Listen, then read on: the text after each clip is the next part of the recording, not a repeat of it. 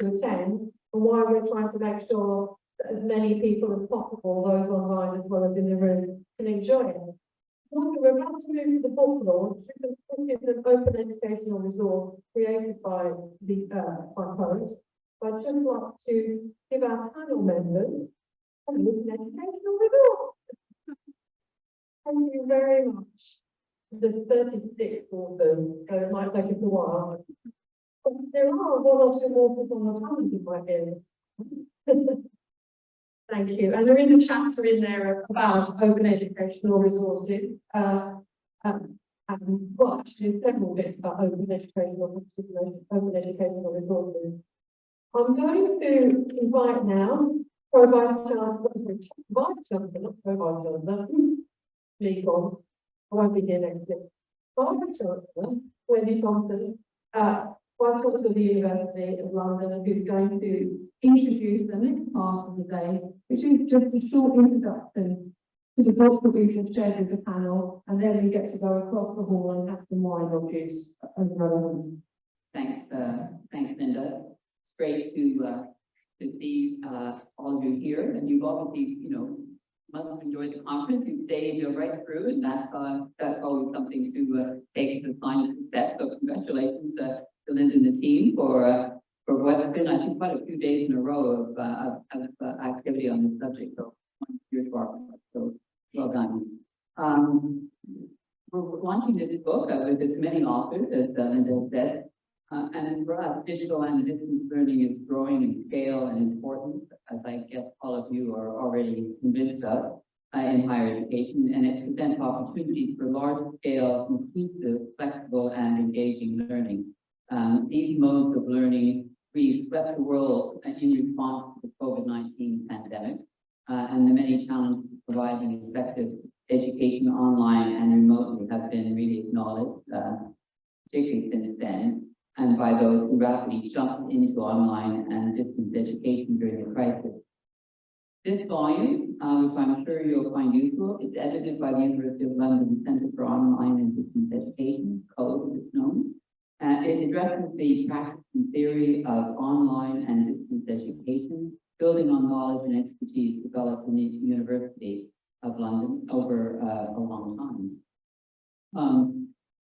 CODE is a community of experts in the field of online, distance, open, and technology-enhanced education, drawn from across the University of London's member institutions, from colleges, and more widely from across the UK and internationally. Their core function is to support the University of London and its member universities by promoting best practice in online and distance education.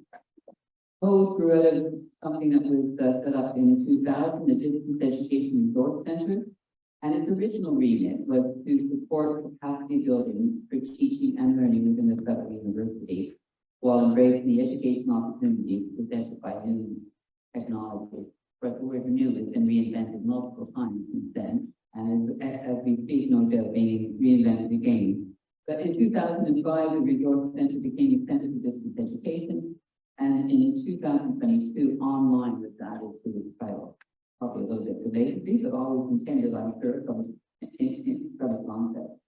But it reflects the widespread move to online teaching that was prompted by the COVID-19 pandemic. And some of you will know this history, and some of you may live it actually, but from a handful of visiting fellows in 2000, the fellowship was increased to 25 in 2017, and then again to 42 under the leadership of Linda and Cooper.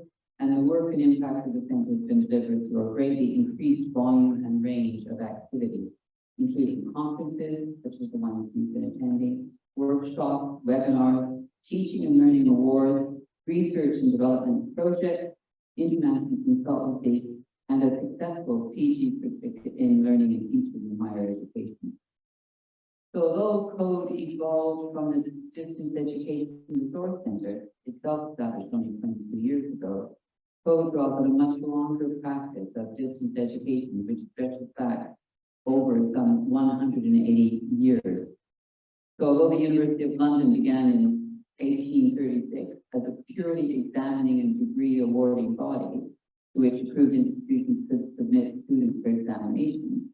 By 1858, the university started offering its own degree, and in 1865, the decision to make London exams available remotely allowed students to complete assessments without physical attendance in London. There was that sort of history when the notion of a digital assessment sprang into action post-pandemic. It struck us as like something we can add rather longer than was being suggested, and also, you know, a long history really of delivering programs in education internationally. So until the establishment of the Council for National Academic Awards, CNAA, in 1964, so I sort of remember people still getting awards from, and the OU 5 years later, the University of London offers the only pathway anywhere in the world to obtaining a degree without attending a university on campus.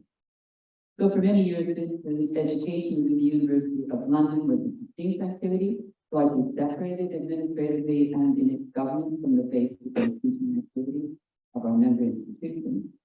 And the original model was in effect that of a correspondence course, but over the following century and a half, it's evolved into the sophisticated online system we have today, providing transnational education to around 45,000 students in more than 190 countries around the world. It's always sort of intimidating to think about what it involves, the logistics of actually managing to do that, just even doing the assessment exams that we have to do very quickly on digital format for the pandemic. So it's from this base of experience, as well as drawing the expertise from across the University of London, that the Code's book Online and Distance Education for a Connected World springs. As one of the book's recent reviewers, Professor John Craig, QVC Education from Eastern University London, said of the book, "This is an excellent and timely book. While the COVID pandemic compelled almost all institutions to engage in some form of online and distance education through necessity, work to push the boundaries of excellence in the field has been ongoing and is actually here. Taking readers through the stages of planning, delivery, and evaluation, the book presents multiple perspectives on how technology and pedagogy can be effectively combined to deliver high-quality learning and student outcomes. Chapters exploring topics including student voice, employability, inclusive practice, academic development, make an important contribution applicable to learning really in any setting." So thank you, Professor Craig, for that. It's a real pleasure to see a book like this come together. And really, I think Linda's been a long-standing advocate. I think I stood in front of this group on the eve of the pandemic, which we, I think, soldiered through and managed to do a hybrid event with, I think, moments notice. So speaking back to the cause as always. Really delighted to see this book.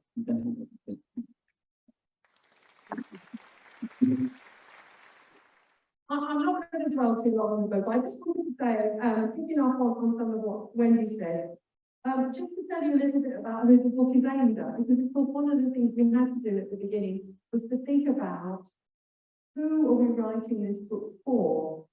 And actually there were really three groups of people that we aimed this book at.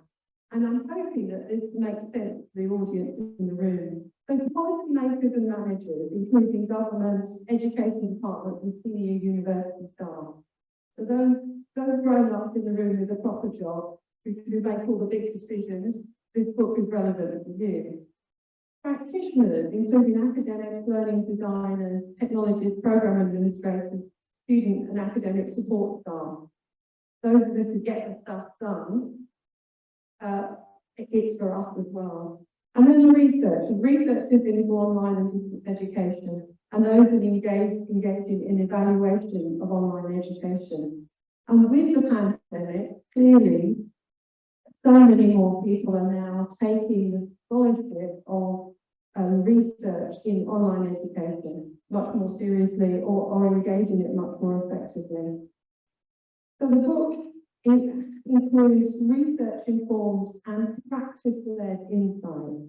It's informed by both research and practice, as we've had at our conferences today. The book is available on UCL Press, and there's a link there. There is a flyer around somewhere that Jen's got that has a 20% discount code on it, should you wish to get a printed copy, but of course you can download it. I just want to say a big thank you to many of the authors who are in this room. I'm catching sight of people as we go around. There are a lot of people. In fact, when you go over to have a drink, you could play that game of saying, "Are you an author?" Because there are 36 authors altogether contributed to the book. So a huge thank you to the contributors. To my co-editors, David, Stephen, Ciliana, Philip, Sarah and Alan, who worked tirelessly to refine, collate and enrich the volume. They're all here as well, except for Sarah, who has been held at home but in hostage to her 2 young children, who wouldn't let her out today. To our census officer, Mark Beasley, who I think has just had to leave, but he absolutely kept us on the straight and narrow as we go through. To my senior colleagues who supported the book all the way through, and finally to UCL Press, and who sponsored this evening, co-sponsored this evening's reception, and a particular mention to Pat Gordon-Smith at UCL Press, who provided support and guidance and told us where we were going wrong on a regular basis, which made the book much better. I'd also like to thank COVID as well, because actually we started writing the book before COVID. And COVID happened, it delayed the book, but it made it a much better book, because it made us rethink so much of what we do. So that's it. Thank you very much.